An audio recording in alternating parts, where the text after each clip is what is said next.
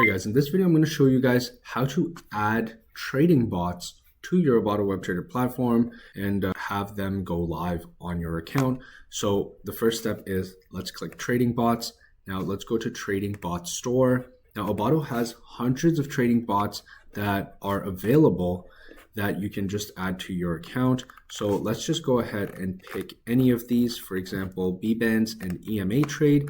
Now it shows right here how the bot actually works. You can go through the information for every single bot. Then let's say we want to add it. You can see there's 57,000, almost 58,000 people using this bot.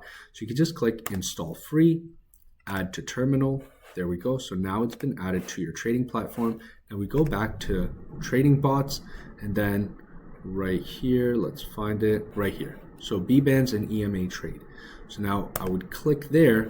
Now I can select the market that it's going to be added on, the time frame that it's going to run on, as well as my stop loss, take profit, and the lot size that it's going to open the trades with. Now once I've selected my settings, I just click apply. All right, now you can see the bot is active on this account, and once all of the parameters match, it's going to be opening trades on the account. So that's how you add any trading bot to your Abbado account.